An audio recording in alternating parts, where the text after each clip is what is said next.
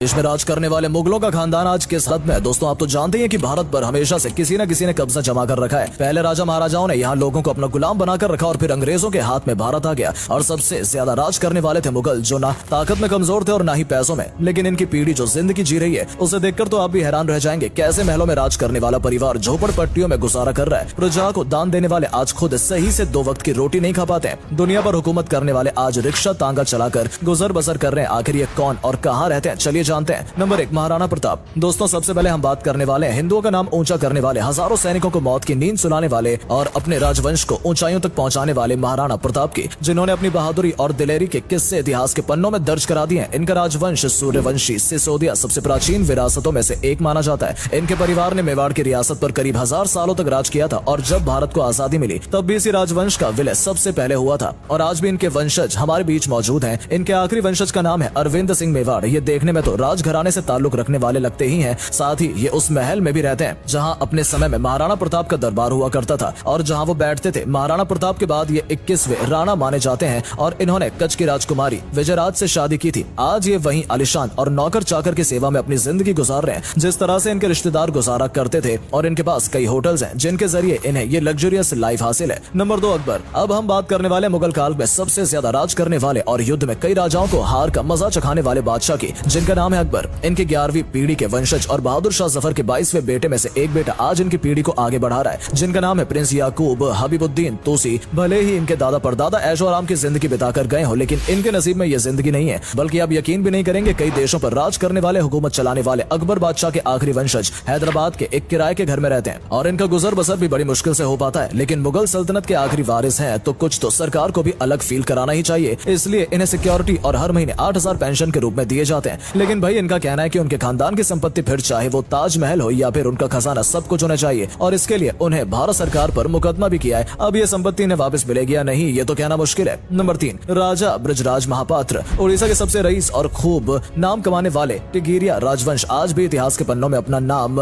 जिक्र सुनहरे अक्षरों में उनका लिखवा चुके हैं। लेकिन आज जो उनके वंशज के हालात हैं, उन्हें देखकर तो लगता ही नहीं कि ये उस राजवंश के वंशज हैं। एक समय था जब राजा ब्रजराज की त्रुटि 60 किलोमीटर दूर तक फैली हुई थी और करीब महल की देखरेख करने के लिए 30 से भी ज्यादा सैनिक हर वक्त तैनात रहते थे। लेकिन फिर कुछ ऐसा दौर आया कि इन्हें सरकार को अपना महल लगभग 600 पाउंड में बेचना पड़ा और फिर कई दिनों तक इन्होंने 130 पाउंड की पेंशन पर ही अपना गुजर बसर किया। लेकिन यह सिलसिला भी लंबा नहीं चला और इनके आखिरी वंशज चमुपति सिंह को मिल रही पेंशन को भी इंदिरा गांधी की सरकार ने झंडी दिखा दी। अब जैसे तैसे करके इन्होंने गाँव में लोगों की मदद से एक झोपड़ी बनाई और ये वहीं रहते रहे और फिर 95 साल की उम्र में इस दुनिया से चल बसे। नंबर 4, बहादुर शाह जफर। अब हम आपको आखिरी मुगल गद्दी संभालने वाले राजा बहादुर शाह जफर की प्रपोत्र वधु के बारे में बताने जा रहे हैं, जिनका नाम है सुल्तान बेगम। इनके हाल देखकर तो आपका मुंह भी खुला का खुला रह जाएगा, क्योंकि ये अपने खानदान की तरह किसी बड़े से आलिशान महल में नहीं बल्कि कोलकाता के एक झोपड़पट्टी में रहकर अपना गुजारा कर रही हैं। अपने तंग हालात को देखते हुए उन्होंने दिल्ली हाई कोर्ट में अर्जी लगाई है कि उनके घराने की संपत्ति यानी दिल्ली का लाल किला उन्हें सौंप दिया जाए। सुल्तान बेगम का कहना है कि यह किला अंग्रेजों ने साजिश और धोखे से मुगलों से हड़प लिया था, जिसे आजादी के बाद भारत सरकार के हाथों में दे दिया गया। लेकिन मैं आखिरी वंशज होने के नाते चाहती हूँ कि मुझे संपत्ति मिले। खैर हाई कोर्ट ने इनकी मंजूरी को रद्द कर दिया, इसलिए सुल्तान बेगम की ये ख्वाहिश ही रह जाएगी। नंबर 5, निजाम उस्मान अली खान। निजाम उस्मान अली खान ये सिर्फ नाम ही नहीं बल्कि अमीरी की एक ऐसी पहचान है जिसने भारत का नाम रईस देशों में शुमार कर दिया था। आज जिस रईसी से अंबानी टाटा का नाम लिया जाता है, किसी जमाने में निजाम उस्मान भी इस नाम को अपना चुके हैं और इनकी प्रॉपर्टी तो भाई अरबों खरबों में हुआ करती थी। इनकी संपत्ति में आपको सिर्फ सोने के सिक्के और कुछ अशरफियां नहीं मिलेंगी बल्कि बेशकीमती हीरो का किस्सा भी सुनने को मिलेगा।